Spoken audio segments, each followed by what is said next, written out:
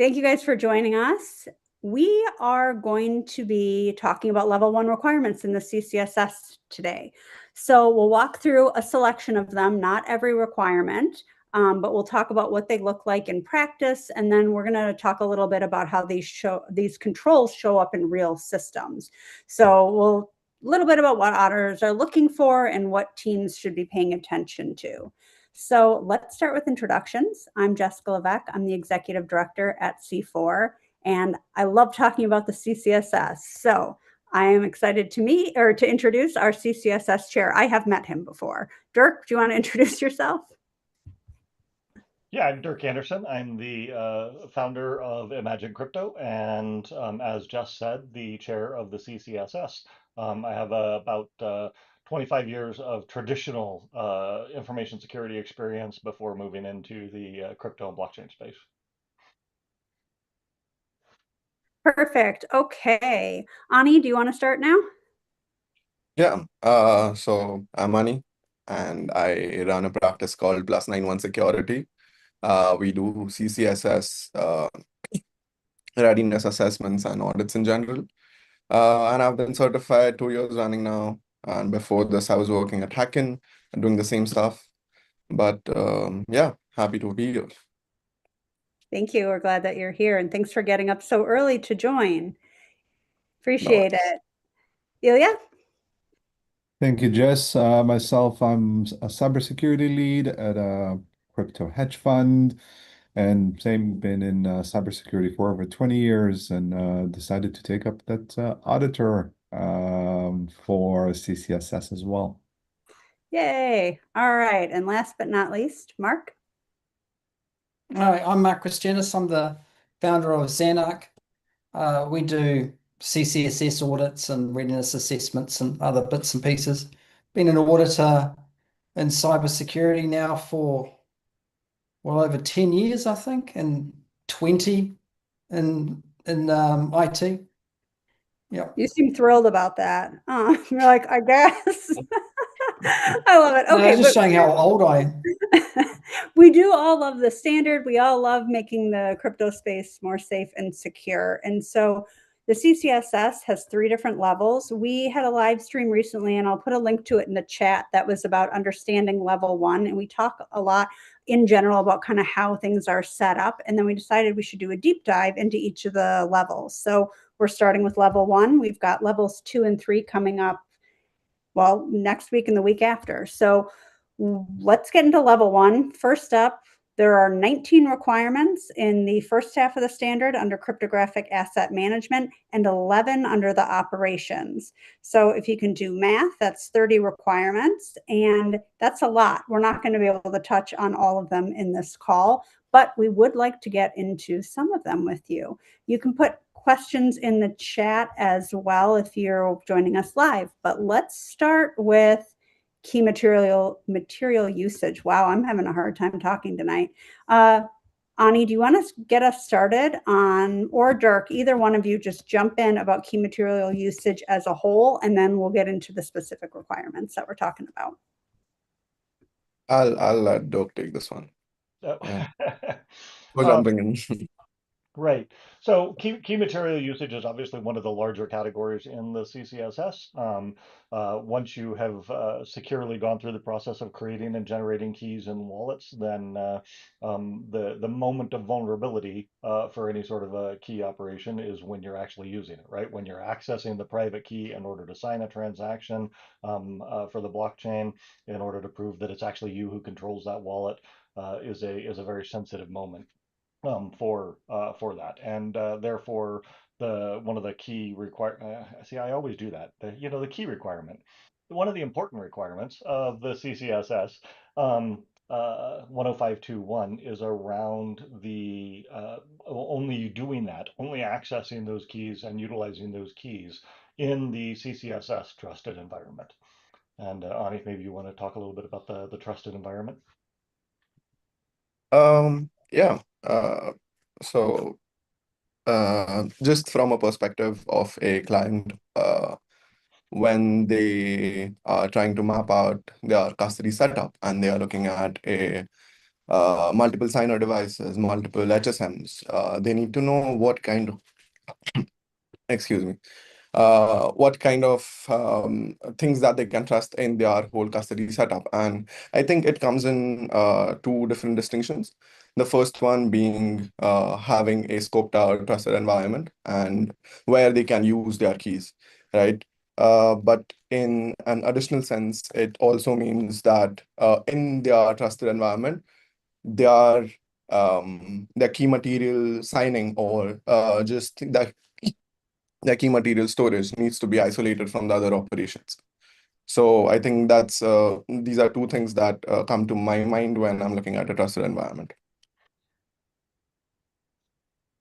Yeah, And the trusted, oh, go ahead, Dirk. no, I was just saying, yeah, it's absolutely right. From an audit, I was just going to add, from an audit perspective, the trusted environment is the boundary around what we're looking at, right? When we're doing an audit, the trusted environment is kind of that boundary. That's not to say that there aren't like service providers and stuff that may sit outside of that and interact with it. They really become part of the trusted environment if they do. So the trusted environment is really that line that we're drawing around what's in scope for a CCSS audit. Yeah, absolutely. Go ahead, Mark. It's also for implementers as well. CCSS implementers, generally they're the first to try and help the client scope out the boundary of the trusted environment. So that includes not only the technology components, but the people who have access to key material or could impact the security of key material, and also all the documentation like the policies and standards and procedures as well. So CCSS trusted environments definitely about technology, but also the people and all the documentation needed as well. If I can just also add, right, from the perspective of the trusted environment, everybody talked about that as well. We wouldn't be just looking for your diagram of what is a trusted environment from the scope. It would include your physical location, your hardware, your software, and as Mark mentioned with the people, the operational path that touches that key all around it. Yeah, this is such a good one to start with, in that the trusted environment is so important, both for the auditor and implementer to be aware of, but for the company that's securing this system to really understand every aspect that's part of it. They need to make sure they're doing as good of a job as they can be doing protecting it, because anything that is a part of it could be a vulnerability, could cause the leak of a key. So let's talk about, do you want to give an example, Ani, about Radiant and when they got wrecked? Did you want to talk about that? Yeah, I think I ramble on about Radiant a lot, even on LinkedIn and just everywhere I go. But yeah, so the thing with Radiant was that their signers, they had a pretty cool multi-sig setup, like 3 out of 5, but their signers were signing transactions on the same device that they were doing their day-to-day operations on, right? So they were opening PDFs, attending meetings and stuff like that. And one fine day, they just opened a malware-infested PDF on their signing device, and they got wrecked for 50 million. So it's just a classic case of where you want your key material to be isolated from the other operational processes. So it essentially means just do not open emails on the device that you are signing your transactions with. Do not open spreadsheets, do not talk to people on the device that you are signing your transactions. That's the baseline.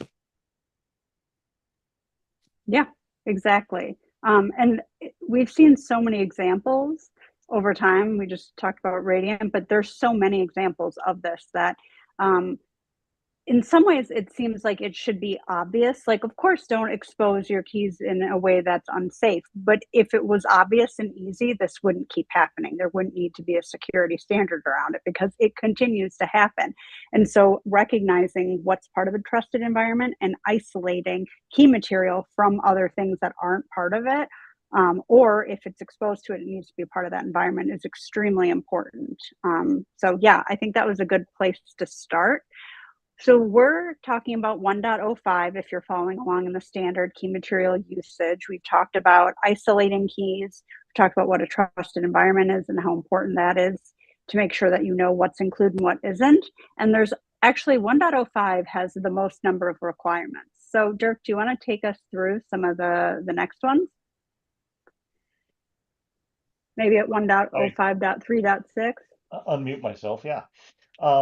Yeah, so 1.053 through 1.056 I wanted to talk about because one of the things that's really important is that the order of operations matters, right? I mean, just like in mathematics, the sequence of things matters. And so there are several other requirements, these three in particular, that all call out a variety of things. They are for people with access to the trusted environment or involved in key operations, have background checks done, have identity checks done, have been through appropriate security training for the tasks that they perform. And it's really important that there's, kind of a clause at the end of each one of these, of course, that is they've done that before they're given access to the trusted environment or before they're allowed to actually start operating with these things. Especially we find in startups and new companies, right? It's very easy as you're quickly growing from a small operation to bring somebody in and just have them, on day one start doing things, and so it's really critical, and we think it's really important that when you're going through the process of trying to comply with the CCSS, that you make sure that things are done in the right order, and that's a key one. That's a critical one. Yeah, I think across the board, like all organizations, this is important, but when you're talking about really sensitive material, it's even more important because in some of these companies, roles change pretty quickly, what people are doing, what they have access to. And so I've also heard about people coming into a company and they're not involved in key material, and then suddenly the next day they're thrown into it. And so have you done the due diligence before that happens? If you didn't do it, they should have been doing it before, but at that point make sure, even more sure, I guess, to do that. Yeah, timing, I think that's a good takeaway from that, Dirk. Order of operations and timing, although don't try to bring too much math into this or I'll start to cry. Okay. Well, I think that brings us to, well, does anyone have anything else they want to jump in about 1.05 before I'm going to connect this to something else? But were there any other examples or things that we want to make sure people know about 1.05 and the requirements in there? No? Okay, cool. Well, so we were just talking about, background checks, ID checks, making sure things get done in order. And a big part of this, what connects to this, is governance and risk. And aspect 2.03 in the standard has a few level 1 requirements, and they are related to governance and risk, obviously. So Mark, do you want to walk us through what these level 1 requirements look like? Sure. So this whole aspect was put in CCSS V9. We really didn't have much about governance in CCSS V 8.1, and it was put in place to really focus on the fact that key management, the whole cybersecurity piece, comes down from executive management, and there's a whole lot of executive-led tasks that need to be done first before we even get into operations. So we put in place this aspect, and it's just the the initial set of requirements that we got there. Probably one of the key ones, and again, it's always important to know and just to reflect on the fact that CCSS has been created. The requirements in the standard are based on real life hacks, things that have caused funds to be lost, stolen, or lost, or whatever, right? So these requirements are actually not there just because they look good. They're there because they provide a control that is desperately needed in this sector because of a hack or hacks. So one of the key things that we find here too is that if there's no executive accountability for looking after key material, then a lot of the times operational teams or teams that build software and so forth are left to their own devices. And generally, that's not a good thing. If there's no captain steering the ship, then inevitably the ship's going to end up on a reef somewhere or whatever, right? So we put in this requirement specifically to ensure that executive management really understand the importance of cybersecurity for key management. And generally too, it's executive management, which is the captain of the ship, which basically enforces the whole culture around security and looking after key material. So that's why in that particular requirement, 2.03.1.1, it talks about executive management must be accountable for the CCSS trusted environment. It's very Mark, important. I think what you're talking about is like something we see across a lot of different industries, the issue of one person being in charge, but they don't understand the security side of things. And yet they're trying to make decisions on that. So if you're going to make the decision, if you're not listening to people, you need to take ownership of it. Or if you are listening to people, you should also be taking ownership of it. But we need these people to be held accountable because oftentimes they're the ones, like you said, steering the ship. They're at the top of the heap and they really need to acknowledge that they're the ones pushing something through, making these decisions. I think it's really important. I like that idea, captain the ship. Yeah. Yeah, it's very The much other thing, that the tone at the go for top. it, Duke. I was just going to say, yeah, it's the tone at the top thing, right? Because everybody is going to do whatever they think their boss wants them to do, right?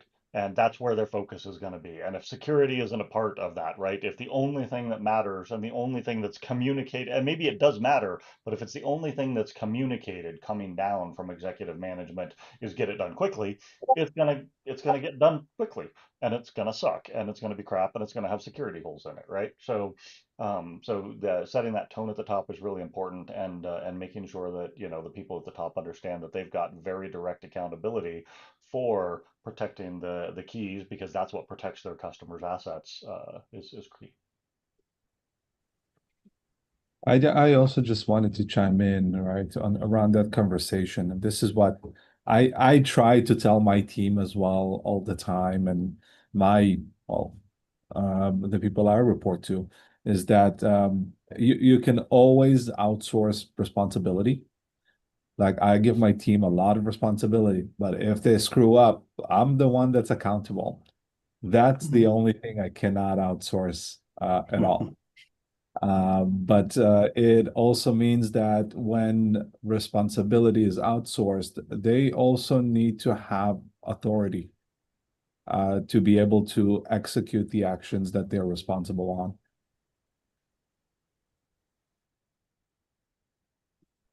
Yeah, that's a good add to that, what you guys both said. I totally agree with that. Yeah. Mark?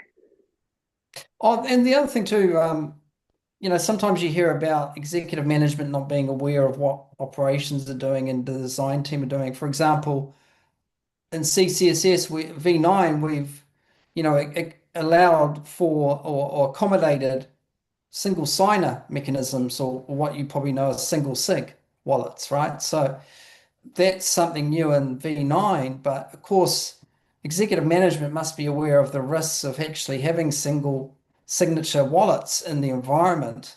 They just can't say, well, we didn't know that, having single sig wallets was risky for our business.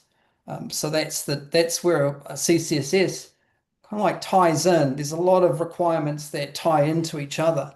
And so this executive accountability is one of those probably what we call foundational requirements, where a lot of other requirements rely on this to be implemented.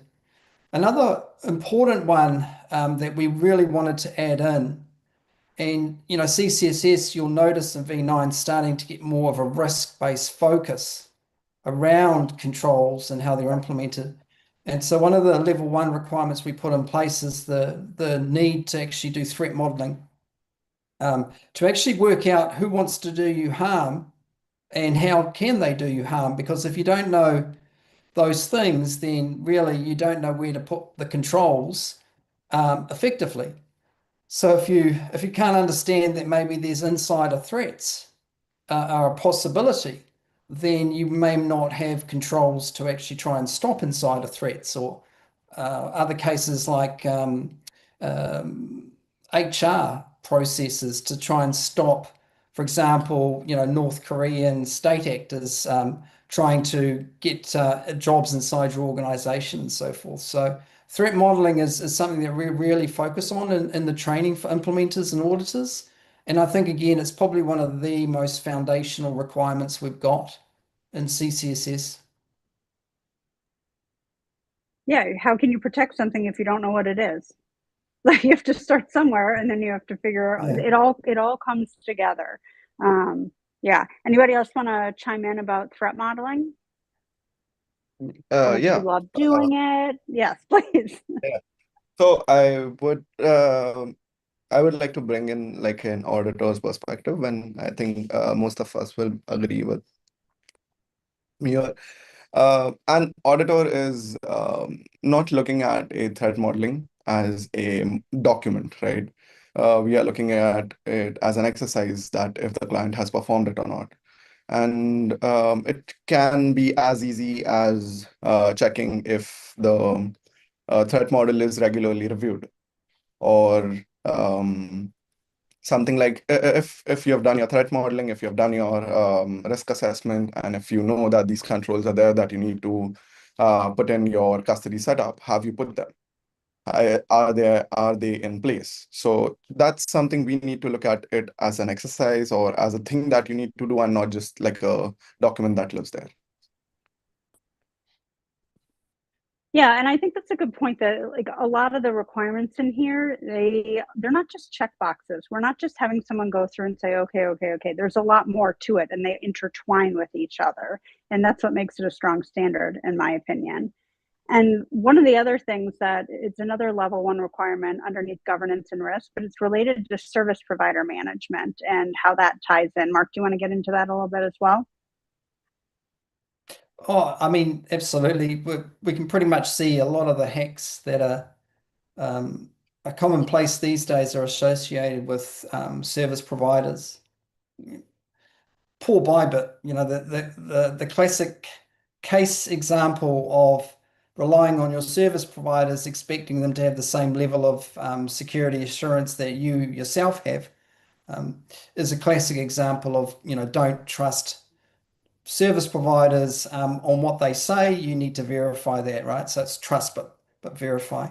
So we did put in place a really good requirement, solid requirement for level 1, and that's basically conduct due diligence on any of potential service providers. So understand how they could impact the security of the environment before you give them access, work out how risky they are to actually bring them on. But not only that, with due diligence is also continuously monitoring them to make sure that they're behaving themselves at all times, right? It's not, don't do a security check when you think about bringing them on, but also at least annually, just review their what they're doing in your business. Do you still need them? Are they still keeping to their own security posture, and also following your security posture requirements as well? Yeah, I think what Mark is doing there is actually just straight up going through the threat modeling of a service provider, right? Mm. As you're looking at the service providers, and I think it's also important to note, like, a lot of these things are not new, right? The CCSS is very, very targeted at key management and key operations. It's very focused on that. It doesn't try to recreate a SOC 2 or ISO certification or anything else. It just is very focused on these operations at a deeper level than those broader IT security regulations will hit. And so service provider management should be a part of all information security operations in an entity. We're talking here very specifically about service providers that can impact the trusted environment that we talked about earlier. and conducting that um, uh, the threat modeling around and risk assessment around those. And I think it's important too, just to kind of bookend. We started this with the executive management sign off, right? I think it's important to understand we're not saying that the executive management has to understand every single technical detail. They don't have to be a cryptographer and understand, which algorithms are being used. What they have to understand is the threats and risks associated with that. And so the threat modeling is the direct tool actually for that executive when they're signing off saying, hey, I take accountability for this stuff. What they're saying is that I understand the threats, right? That the people who work for me may have been the ones who figured them out and may have presented them to me and explained them to me. But I understand that and agree that the things that we're doing to protect the assets are appropriate and relevant to mitigating those threats. Yeah, and go ahead, Ilya. Yeah, sorry, I just wanted to chime in as well before we go circle back to the threat analysis and management from the service provider management. It's not just the providers that are, your crypto vendors. There are a lot of other ones around it. Just yesterday, I looked up, there's a statistic that on average a company has 285 vendors. Looking at our company, yes, that's pretty much we're on track there.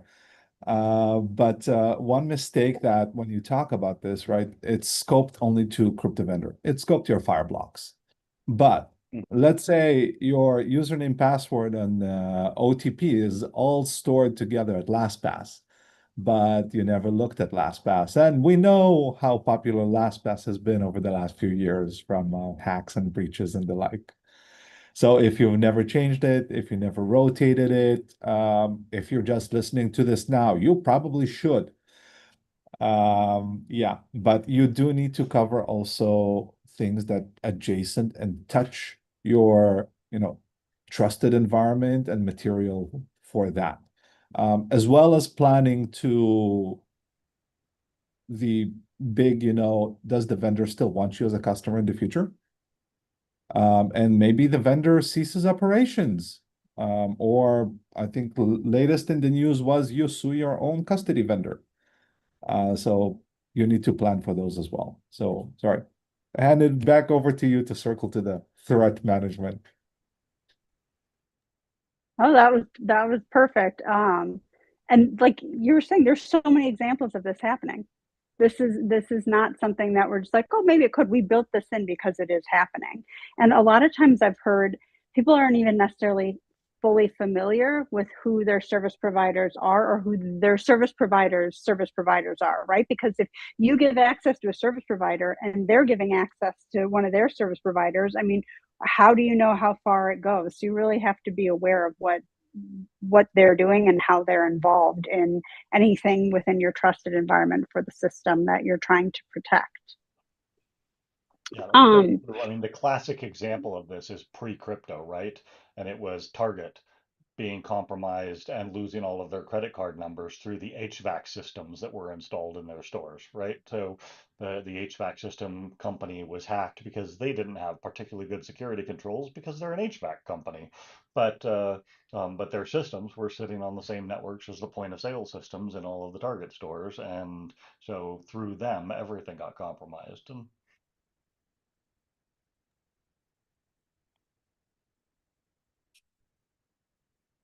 oh, looks like Jessica just froze. And she dropped off. And she's back. No. Oh, no, there she is. That was total operator error. I just straight up ended. Oops. Awesome. Okay. All right. Well, let's keep going. Okay. So where are we at? Sorry about that. Governance We're risk. gonna have a, Governance, risk, and compliance. That totally threw me off. I felt like the screen turned off and I like went to a different dimension. So bring us back around, Dirk. Let's talk about key compromise documentation. Ani, you want to kick us off here with talking about the key inventory requirements? Yeah, yeah. So I think to have like a good KCP, an effective KCP, One needs like a complete key inventory first, and which we find most of the times, not most of the times, but many of the times it's missing out there. And we need all keys segregated by type. For example, if you have a hot wallet, a warm wallet, and a cold wallet, and you have a single signer hot wallet, you have multi-sig for your warm wallet and a multi-sig again for your cold wallet. Now, all these shares and or even the single signer wallet, that needs to come down on a or in just an inventory where you can always look at and know that, okay, these are the keys that I have, these are the keys that I want to secure, right? And there are some things that you would like to include in your key inventory.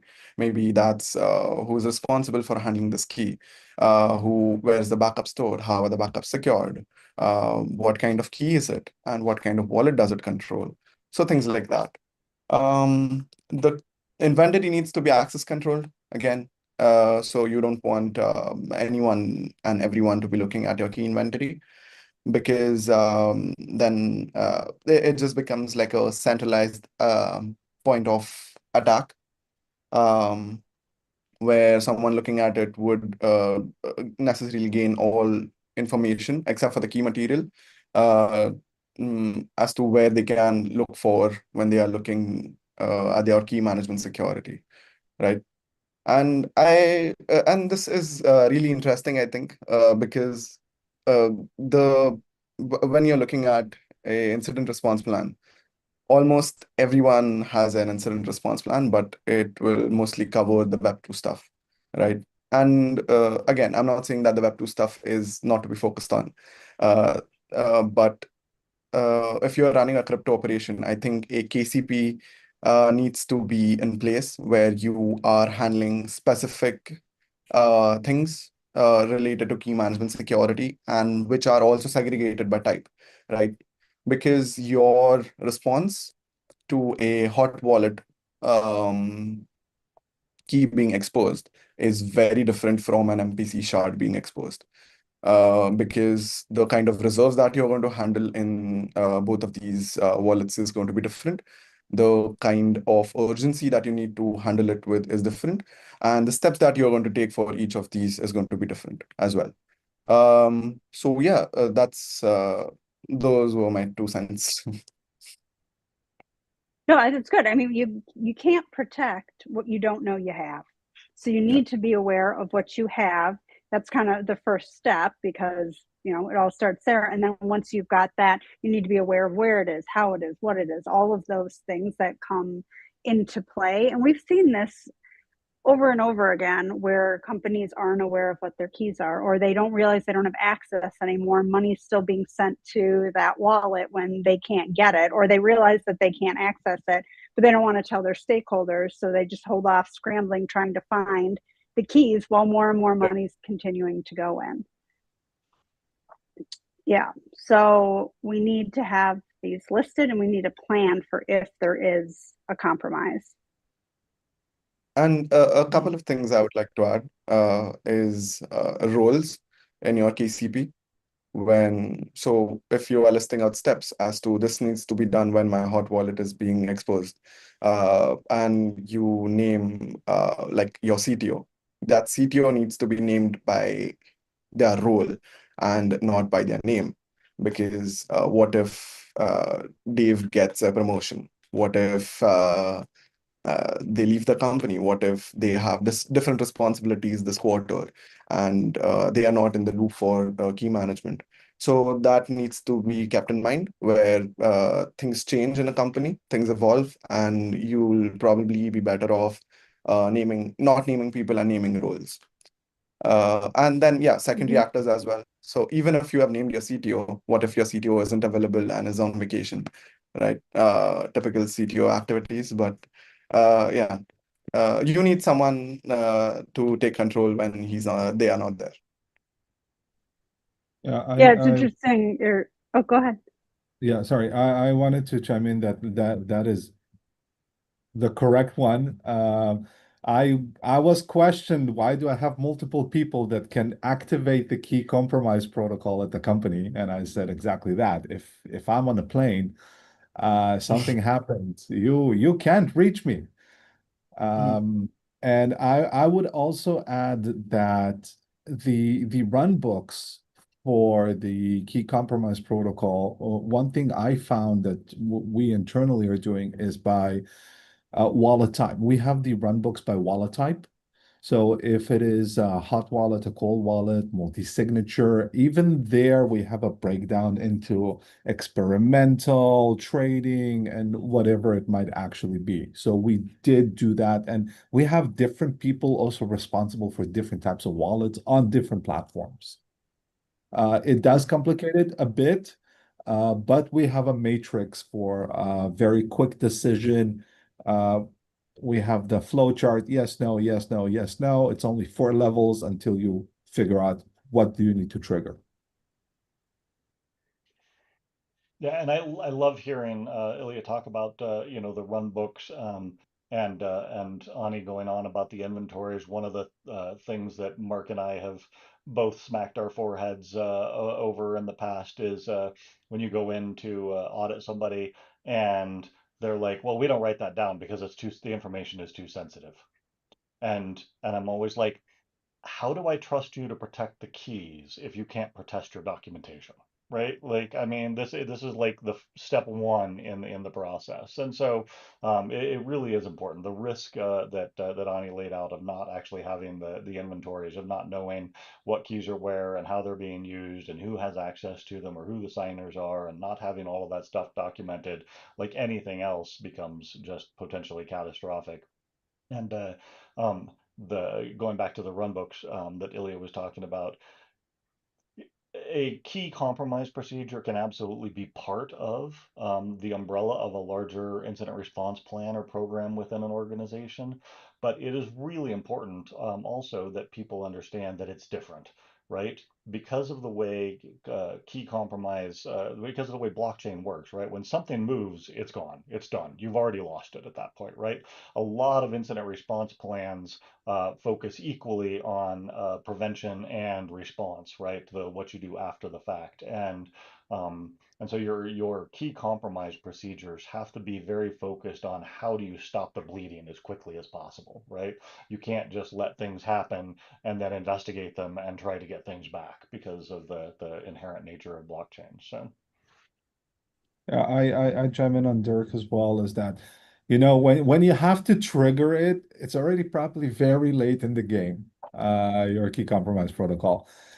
So a lot of it comes from, as mentioned, from the prevention side, and we see this today, right? Uh, Input the simplest thing, put a 24-hour delay on adding a whitelisted address for withdrawal, put another delay if somebody's trying to drain the entire thing, the entire treasury that you have.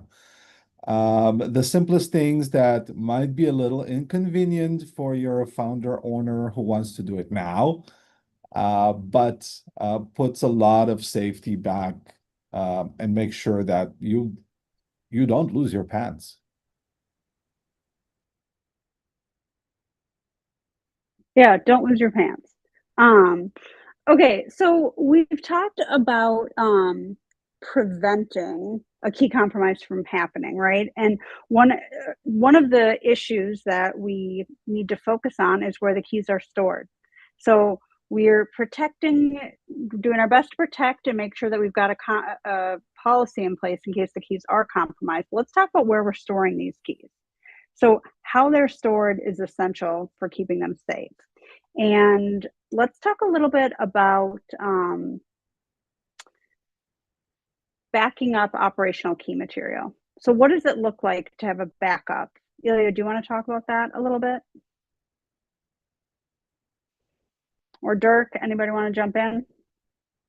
So I can tell from the controls, right? Not specifically how do you back it up. But from the controls that you look on the backup perspective, again, there's no single use technology that you'd be looking at. There are people that backing up their keys on, just the seed phrases from what it might be. If it's shard and those are your encrypted files, then might be using AES 256 hash stored on top of an encrypted drive.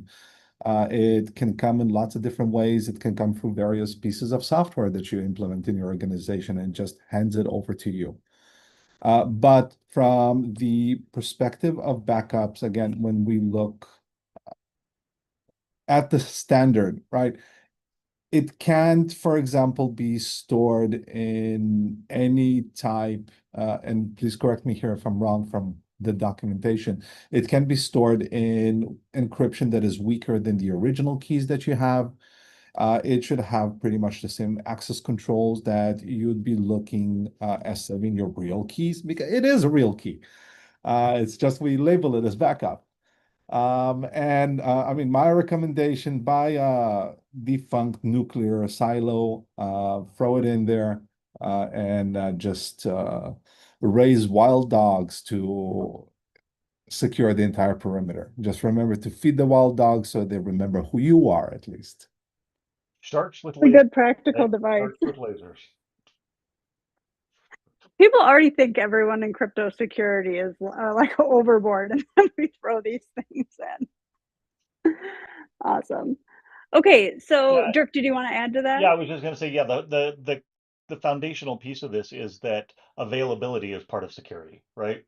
The traditional confidentiality, integrity, availability apply here, and in this case, like knowing that you have access to the keys is again just as important as everything else, and maybe even more in the world of blockchain, because if you lose access to the keys, you lose access to the assets, the funds, whatever it is, right? So yeah, having those backups, having them reliable, and keeping them secure, because as I said earlier, they are just the keys, right? I mean, it is just the key material, and if somebody gets access to that, and oftentimes they should be, in my opinion, the standard doesn't call this out exactly, but you're right. It has to be encrypted equally to the operational, but it your security around backups oftentimes should actually be a little bit more rigorous, because you're not accessing them on a daily basis, right? If you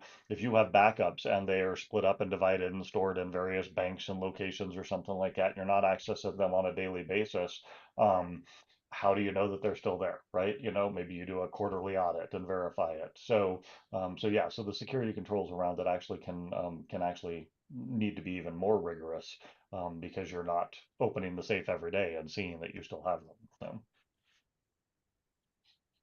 Yeah, there's I mean, the requirements wording itself talks about operational key material. So what we're doing here is we're actually backing up, as Ilya said, we're backing up operational keys, right? So the backups need to be as strong, or maybe even stronger than what's protecting operational key material. The other thing too is I always tell people, when you think about key material, it's not like the Web 2 world, for example, where the credit card information is in a database. You got to use credit cards to get money, but in this space, the key material literally is the money in a way. So we're not dealing with indirect data here. We're actually dealing in terms of key material, basically the assets itself. Yeah, absolutely. Let's talk a little bit about another way that we protect backups, which would be paying attention to environmental risk. And actually, I just thought of this. Mark, do you remember in our first training? I can't remember which one it was, but it was our first training, you and I, and we brought up environmental protection. And you said to me, you go, so what would we need to do in New Zealand? And you called on me, and I was like, oh God. And so I said, earthquakes. And I was right, but because of that, I'm going to now call on you for this requirement. What else do we need to pay attention to if we're not in New Zealand, or how do we make sure that we are protecting against environmental risks? Before Well, anybody that goes answers back that, to I have to say, Jessica, that I'm a little disappointed that you didn't say, like, the Dark Lord or orcs. Are Yeah, used against in New Zealand. yeah. Next It's time, always next good time he to, calls it's me always, out. yeah. I mean, at least you know it's a different country from Australia, so that's always a good one. But the thing about protecting against environmental risk is it goes back again to that foundational requirement of threat modeling, right? So if you're not in New Zealand or if you're not in Japan where there's lots and lots of earthquakes, then you really need to use your threat modeling to actually work out what environmental risks are important for you.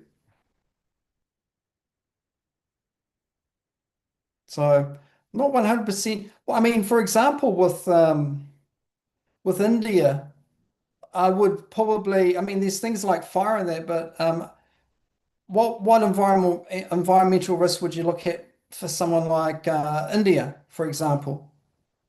I don't know if India has earthquakes, does it? Not really. Some No? parts of the country, but some parts of the country, but not really. It isn't a common occurrence. Mm. Is Yeah. there anything unique? Typhoons, hurricanes? No? Yeah. On the coast, I would say hurricanes. And on the eastern side of India, I think they get a lot of rainfall, so maybe floods and stuff like that. Mm. For them.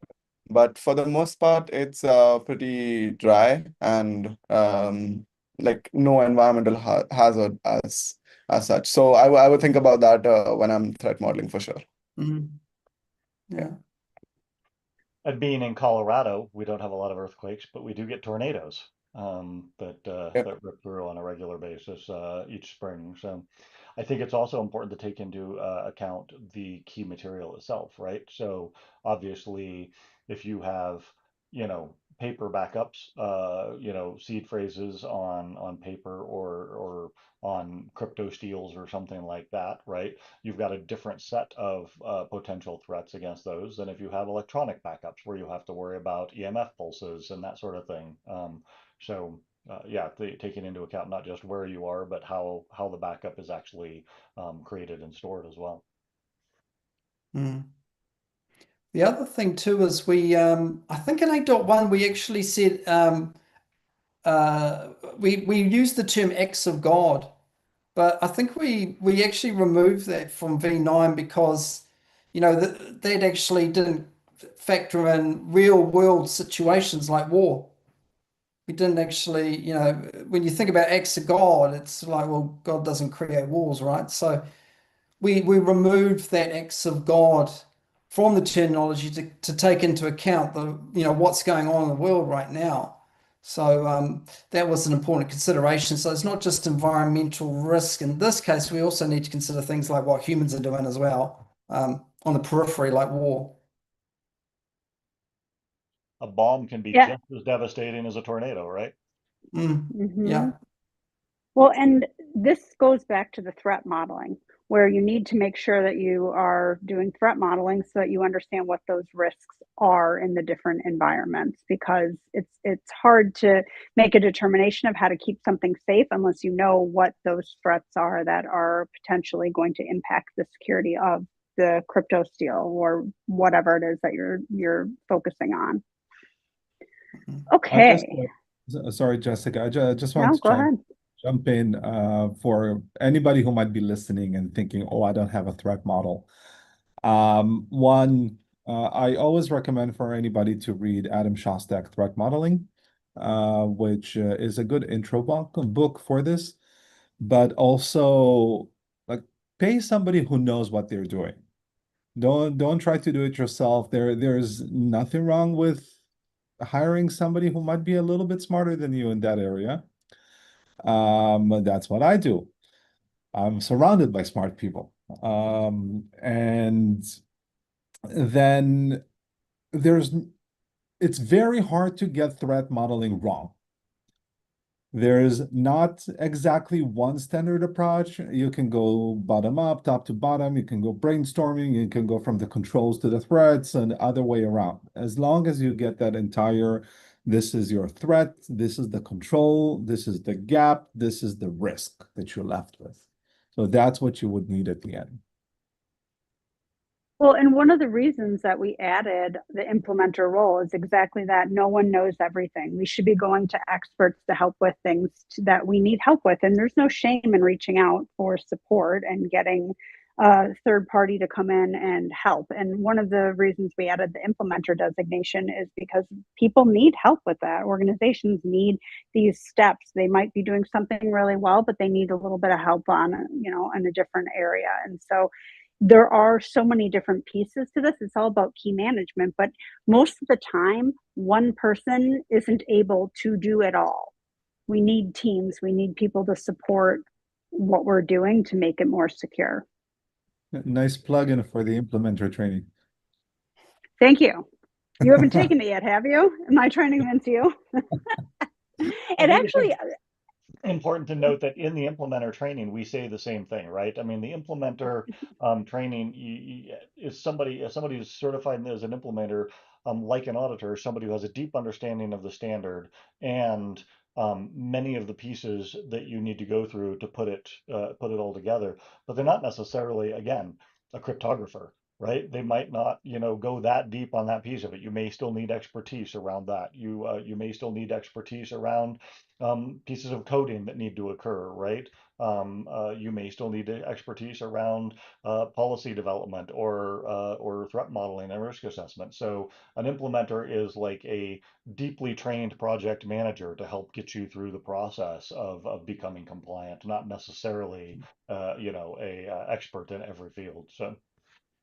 yeah, and it's better to be like, I feel dumb, but I'm going to get help than to be like, I feel dumb and I'm not going to get help and pretend like this is just going to go along swimmingly. Because I think we keep seeing that it doesn't. There wouldn't be billions of dollars lost if that was actually a good choice. Okay. So, all right, we are getting close to the end of our time. And unsurprisingly, we didn't get through all the requirements because there are 30 of them, like I said when we started, but we got into enough where I think you've got a good idea of the level of protection that level 1 provides. And so at a level 1, there are a lot of controls that still need to be met. And Dirk, do you want to, I guess, take us home? Put anything else you want to say about level 1? And then we'll open up to everyone else. As the chair, I called you esteemed on our committee call earlier, so I'll drop it over to you. Yeah. No, I think you just said it, right? If you're listening to this and you're thinking about the controls that we've been going through, you might say they're all pretty basic controls. And that's exactly the point, right? These are the level 1 controls. This is the first layer of defense. Obviously, we had, like Jess said, we didn't get through all of them, but they are that entry level, kind of that lowest bar, which is actually a really good bar. We've talked a lot in the past on live streams about the various levels of the CCSS and stuff. And if everybody in the industry was meeting just level 1 CCSS compliance, we'd have a lot fewer issues than we have today. We wouldn't necessarily have none, but we'd have a lot fewer than we have today. And so I think that's the big takeaway is that these things are, really just kind of the getting us started in making the space a better place. Yeah, I like that example of like it's a lower bar. Great. If you picture 3 levels, 3 bars, if you're picturing the bar like on the ground and you just step over it, that's not what we're talking about. It's the lowest bar and it's still really high up. So in order to reach level 1, you're doing a lot of things right. What else? Who else wants to jump in about level 1? Anything we didn't cover that you want to get into before we go? We've got a couple minutes left. Yeah, I think level 1 forces like you talk to leads and then you get to know, okay, these they think they are pretty confident about their security setup, like the key management security. Maybe they are skimming through the standard and they're going, okay, this is baseline, okay, we have this, okay, we have this. But when you ask them for an evidence or like to show them how it's been done, they'll show you a policy and nothing nothing is evidence backed, right? So it kind of brings it's a ego check kind of a overconfident company where if they are thinking, okay, we know how this works in our heads, but when you have to prove it to an auditor, that's when they're fumbling for answers, right? So yeah, I think that that's where the real value of level one is. It forces you to go from a knowledge-based mindset to a evidence-based and an evidence-backed mindset. I really like that. It makes me think of, I had a call the other day and I understood everything that we were talking about, but then afterwards I wanted to talk to Dirk about it and I realized I couldn't actually explain it to him yet because I understood it enough to understand when someone else is explaining it, but as soon as I had to do it, I wasn't able to do it in the same way. And it's the same sort of thing with documentation. You might think you understand the processes, what's going on, but until you actually have it in writing and can prove that is what you're doing, it's just what you kind of think is going on. It's a lot less specific than having it written down and put out in a way that anybody that looks at it understands exactly what's going on. So yeah, I think that was a really good point.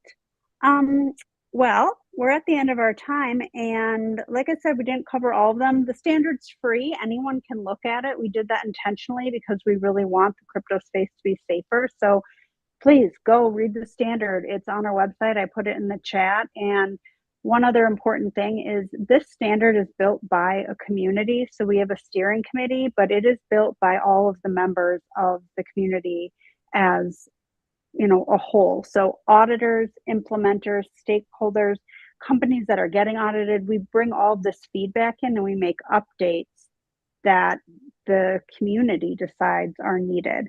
And so if you're listening to this and you have suggestions, ideas, things or you just think we're awesome and you want to drop us a line, please do so.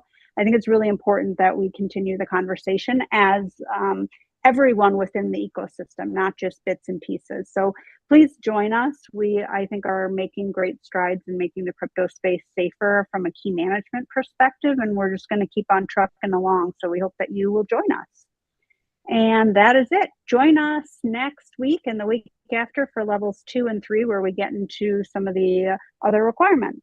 Thank you guys so much for joining. I really appreciate it. We're on very different time zones here. We've got someone who's 4 in the morning, 8 in the morning, 2 in the afternoon, 7 at night, all over the place. So I guess proof is in the globalness of the standard and of this call. So thank you guys. I appreciate you being here, and we will see you at the next stream.